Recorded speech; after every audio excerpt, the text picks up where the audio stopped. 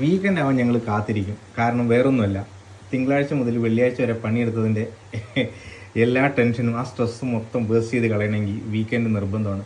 ശരിക്കും പറഞ്ഞാൽ യൂറോപ്യൻസിനെ കണ്ടാണ് ഞാനത് പഠിച്ചത്, പ്രത്യേകിച്ച് ഇറ്റാലിയൻസ്. അവർ തിങ്കളാഴ്ച മുതൽ വെള്ളിയാഴ്ച വരെ ചത്ത് പണിയെടുക്കും. ശനിയും ഞായറും ആ കാശ് മൊത്തം ചിലവാക്കി അടിച്ചു പൊളിച്ച് ജീവിക്കും. ഇപ്പം പുറത്തൊക്കെ ഇറങ്ങി കഴിഞ്ഞാൽ സ്ട്രീറ്റിൽ നിറച്ചും ആൾക്കാരായിരിക്കും.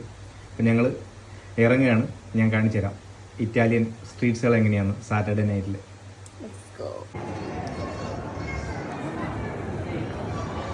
ഞങ്ങൾ സെൻറ്ററിലേക്ക് എത്തി. ഇവിടെ ഇതിപ്പോൾ 1:30 നൈറ്റ്.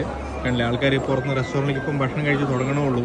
കാരണം സമ്മർ ആയതുകൊണ്ട് ഇവിടെ സൺസെറ്റിന് ടൈം എടുക്കും. അതുകൊണ്ട് തന്നെ ആൾക്കാർ സാറ്റർഡേ സൺഡേ കഴിഞ്ഞാൽ ഫുള്ള് പുറത്താണ് എല്ലാവരും.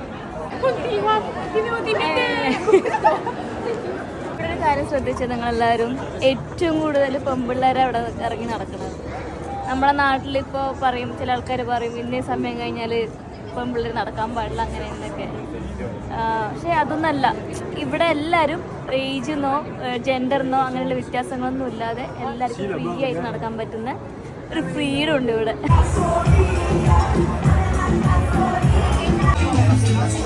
ഇവർ ഫാമിലി ആയിട്ടാണ് വരിക. വീട്ടിൽ നിന്ന് കൊച്ചു കുഞ്ഞു മുതൽ അപ്പാപ്പൻ അമ്മാമ്മമാരോ മുതൽ എല്ലാവർക്കും ഒരു വേണ്ടാണ് ലൈഫ്. ഇവിടെ ഏജിൻ്റെ പേരിലോ അങ്ങനെയൊന്നും ഡിസ്ക്രിമിനേഷൻ ഇല്ല.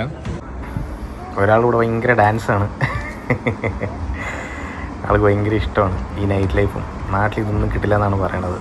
ഭയങ്കര ഇഷ്ടം എന്ന് പറഞ്ഞാൽ ഭയങ്കര ഇഷ്ടമാണ് പുറത്തേക്ക് ഇറങ്ങി നടക്കാൻ.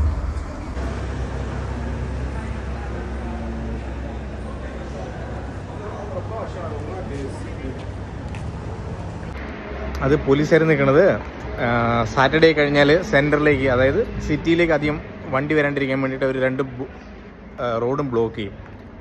സോ അങ്ങനെയാണെങ്കിൽ സിറ്റിയിലേക്ക് അധികം വണ്ടി വന്ന് തിരക്കുണ്ടാവില്ല. അതിനുവേണ്ടിയിട്ടാണ് പോലീസുകാർ അവിടെ ബാരിക്കേഡൊക്കെ വെച്ച് നിൽക്കുന്നത്. ഇവിടുത്തെ നൈറ്റ് ലൈഫ് ഇതുവരെ തീർന്നിട്ടില്ല. പക്ഷേ ഞങ്ങൾ ടയേർഡായി, ഞങ്ങൾ പോവാണ്. അപ്പോൾ ബൈ ഗൈസ്, ഗുഡ് നൈറ്റ്.